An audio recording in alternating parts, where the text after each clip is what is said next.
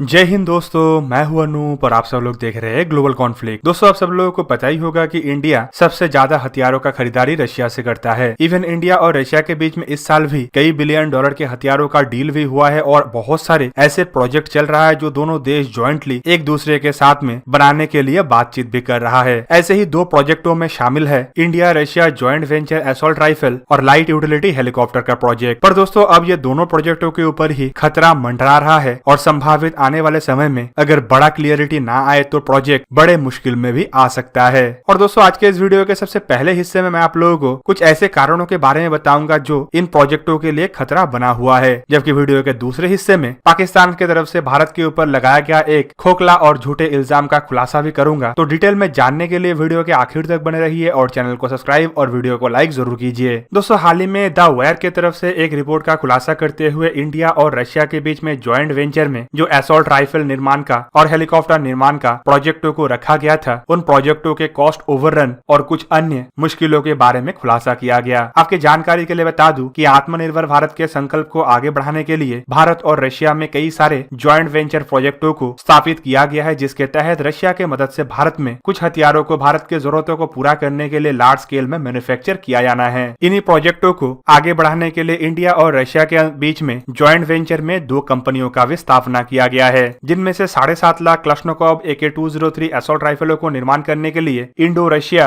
Rifle private limited और Indian air force और army के एविएशन कोर के जरूरतों को पूरा करने के लिए 200 कामोव KA-2260 लाइट यूटिलिटी हेलीकॉप्टरों के निर्माण के लिए इंडिया रशिया हेलीकॉप्टर लिमिटेड नामक भी एक कंपनी का स्थापना किया गया है। दोस्तों, ये जो AK-203 असॉल्ट राइफल का प्रोजेक्ट है, इन राइफलों को इंडियन आर्मी के पुराने इंसस राइफलों को रिप्लेस करने के लिए इस्तेमाल किया जाएगा, जबकि ये प्रोजेक्ट कई साल पुराना प्रोजेक्ट है और बाकी प्रोजेक्टों के तरह ये प्रोजेक्ट भी एक तरीके से डिले ही चल रहा है। पुराने इंसस राइफलों को रिप्लेस करने के लिए 2019 में अमेठी में ऑर्डिनेंस फैक्ट्री बोर्ड के नियंत्रण में एक राइफल फैक्ट्री का निर्माण भी किया गया था, जिसे अमेठी राइफल फैक्ट्री का नाम दिया गया। और दोस्तों, ये जो राइफल फैक्ट्री है, इसमें ऑर्डिनेंस फैक्ट्री बोर्ड का 50.5% मतलब 50.5% रशिया के क्लश्नकोव के 42% और रशिया के एक्सपोर्ट एजेंसी रोसावरन एक्सपोर्ट के 7.5% शेयर है। प्रोजेक्ट के तहत भारत द्वारा टोटल 7.5 लाख असॉल्ट राइफलों को हासिल किया जाएगा, जिनमें से 1 लाख राइफल डायरेक्टली रशिया से हासिल किया जाएगा, जिनमें से हर एक राइफल का लागत करीबन $1,100 मतलब 81,000 रुपया है, जबकि बाकी के 6.5 लाख राइफल भारत में ही टेक्नोलॉजी ट्रांसफर के तहत बनाया जाना है। पर दोस्तों, यहाँ पे इशू ये है कि अब रशिया द्वारा इन राइफलों को भारत में निर्माण करने के लिए जो लागत सेट किया जा रहा है वो इम्पोर्टेड लागत से ज्यादा बन रहा है। एक रिपोर्ट के मुताबिक रशिया की तरफ से पर राइफल $200 एक रॉयल्टी फीस चार्ज करने का बात कहा जा रहा है और उस रिपोर्ट में यह भी खुलासा किया गया है कि इससे भारत में निर्मित इन राइफलों का कीमत करीबन 86,000 रुपया पर राइफल बन जाएगा। जबकि वहीं पे दूसरे तरफ अगर हाल ही में भारत द्वारा खरीदा हुआ कुछ अन्य राइफलों का ब्यौरा ले तो आपको पता चलेगा कि भारत की तरफ से अमेरिका से जो SIG 716 राइफलों को खरीदा गया है, उसका लागत करीबन $990 मतलब 72,782 रुपीज है। मतलब ऑर्डिनेंस फैक्ट्री का बनाया हुआ राइफल इन इम्पोर्टेड राइफलों के तुलना में ज्यादा महंगा पड़ रहा है। दोस्तों, कुछ महीने पहले जब डिफेंस मिनिस्टर राजनाथ सिंह के रशिया के दौरा हुआ था, उस दरमियान भी दोनों देशों के बीच में इन मुद्दों को सॉल्व करने के लिए बड़े लेवल पे बातचीत भी हुआ और प्राइस नेगोशिएशन को फिर से एक बार कंडक्ट किया गया और माना जा रहा है कि ये अगर सही तरीके से सही टाइम पे कंक्लूड ना हुआ तो आने वाले समय में प्रोजेक्ट में बड़े मुश्किलें आ सकता है। जबकि दूसरी तरफ इन प्रोजेक्टों को रिप्लेस करने के लिए ऑर्डिनेंस फैक्ट्री बोर्ड की तरफ से भी अपने खुद के राइफलों का डिजाइन किया जा रहा है। और दोस्तों, ऐसा ही सिचुएशन KA-2260 हेलीकॉप्टर को लेकर भी है। दोस्तों, इंडिया द्वारा लगभग ऐसे 200 हेलीकॉप्टरों को अपने आर्मी और एयरफोर्स के लिए परचेस किया जाना है, जो कि पुराने चितक और चेता हेलीकॉप्टरों को रिप्लेस करेगा। इन खरीदारी में 60 हेलीकॉप्टरों को डायरेक्टली रशिया से परचेस किया जाएगा, जबकि 40 हेलीकॉप्टरों को इंडिया में असेंबल किया जाएगा और बाकी हेलीकॉप्टरों को मतलब करीबन 100 हेलीकॉप्टरों को इंडिया में ही मैन्युफैक्चर किया जाएगा।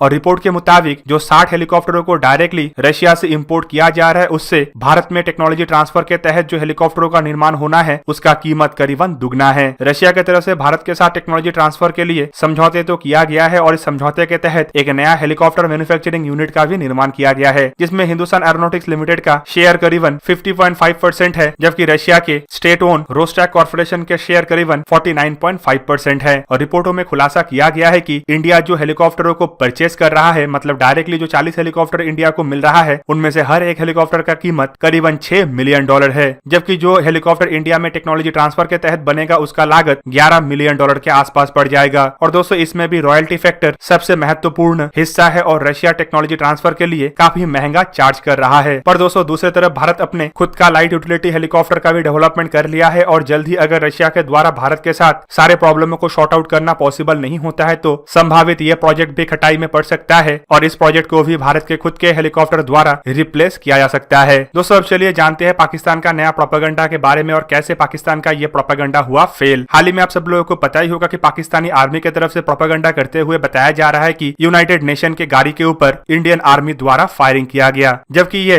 पाकिस्तान की तरफ से किया गया एक फॉल्स क्लेम है और इसे इंडिया की तरफ से भी ऑफिशियली डिनाई कर दिया गया। पर दोस्तों बात यहाँ तक नहीं है, बल्कि पाकिस्तान का ये फॉल्स क्लेम या प्रोपेगेंडा के ऊपर पाकिस्तान को कहीं से भी समर्थन नहीं मिला। इवन यूनाइटेड नेशन की तरफ से भी इस घटना को लेके भारत का नाम शामिल नहीं किया गया। हाल ही में जी मीडिया की तरफ से एक रिपोर्ट में बताया गया है कि यूनाइटेड नेशन में पाकिस्तान की तरफ से किया गया क्लेम को रिफ्यूज कर दिया गया है, जहां पे पाकिस्तान द्वारा इस घटना के जिम्मेदार भारत को ठहराया जा रहा है। वहीं पे यूनाइटेड नेशन के सेक्रेटरी जनरल के डिप्यूटी स्पोक्सपर्सन फरहान हक को जब इस घटना के बारे में जी मीडिया द्वारा सवाल किया गया तो उन्होंने अपने जवाब में बताया कि United nation military observer group के व्हीकल द्वारा जब पाकिस्तान के रावलाकोट एरिया में एक रूटीन मॉनिटरिंग एक्टिविटी को अंजाम दिया जा रहा था तो गाड़ी से एक अनआइडेंटिफाइड ऑब्जेक्ट टकराया। उन्होंने अपने बयान में पाकिस्तान द्वारा किया गया क्लेम का कोई भी जिक्र नहीं किया और ना ही ये बताया कि ये जो इंसिडेंट हुआ है या फिर जो ऑब्जेक्ट था इसके पीछे भारत का कोई हाथ है। उन्होंने अपने बयान में ये भी बताया कि इस घटना से किसी को कोई नुकसान नहीं हुआ है और उनके टीम द्वारा घटना का जांच किया जा रहा है। दोस्तों पाकिस्तानी आर्मी के द्वारा 18 तारीख को कुछ फोटो को पब्लिक करते हुए बताया गया कि यूनाइटेड नेशन के ऑब्जर्वर ग्रुप के जो गाड़ी है उसके ऊपर इंडियन आर्मी द्वारा फायरिंग किया गया था। पर दोस्तों इस क्लेम को ना ही यूनाइटेड नेशन द्वारा रिकॉग्नाइज किया गया और ना ही इस प्रेस कॉन्फ्रेंस में किसी तरीके का ऐसा जिक्र किया गया। इवन उनके द्वारा तो ये तक बताना पॉसिबल नहीं हुआ कि गाड़ी में क्या हिट किया। ऑब्जेक्ट को एक अनआइडेंटिफाइड ऑब्जेक्ट का दर्जा दिया गया, जिससे पाकिस्तान का ये फॉल्स प्रोपेगेंडा एक तरीके से बेनकाब हो रहा है। दोस्तों ऐसा घटना 2017 में भी हुआ था। तब भी पाकिस्तान द्वारा क्लेम किया गया था कि यूनाइटेड नेशन के गाड़ियों के ऊपर भारत द्वारा हमला किया जाता है, खास करके गन फायर किया जाता है। पर उस दरमियान भी यूनाइटेड नेशन की तरफ से साफ साफ बता दिया गया था कि ऐसे कोई भी एविडेंस उन्हें नहीं मिला है जिससे ये साबित हो कि गाड़ी के ऊपर बंदूकों से हमला किया गया हो। और दोस्तों इवन उन रिपोर्टों में भी भारत का कहीं पे भी कोई जिक्र नहीं किया गया था और पाकिस्तान की तरफ से किया गया फॉल्स क्लेमों को एक तरीके से खारिज कर दिया गया था। दोस्तों पाकिस्तान आए दिन ऐसे ही प्रोपेगेंडा को फैलाने का प्रयास कर रहा है ताकि भारत को बदनाम किया जा पाए और इसके आड़ में पाकिस्तान अपने सीज फायर वायलेशन के एक्टिविटी को बढ़ चढ़ के अंजाम दे पाए और ऐसे प्रोपेगेंडा के द्वारा पाकिस्तान उन हरकतों को छुपाने का भी प्रयास कर रहा है। पर पूरा दुनिया को पता है कि लाइन ऑफ एक्चुअल कंट्रोल में ऐसे हरकत कौन करता है और भारत अगर कोई मिशन को अंजाम देता है, जैसे कि 2016 का सर्जिकल स्ट्राइक हो या 2019 का एयर स्ट्राइक हो, एक रेस्पॉन्सिबल देश होने के कारण भारत तुरंत उसका जानकारी पूरा दुनिया को देता है और अपने मिशन के ऑब्जेक्टिव्स और गोल्स के बारे में बताते हुए सक्सेस का भी ब्यौरा देता है। तो दोस्तों ये था आज का वीडियो। अगर आपको वीडियो अच्छा लगा तो इसे लाइक कीजिए और मेरे चैनल को सब्सक्राइब कीजिए और साथ में बना हुआ बेल आइकन को भी प्रेस कर दीजिए ताकि आप मेरा वीडियो देख पाए सबसे पहले। जय हिंद।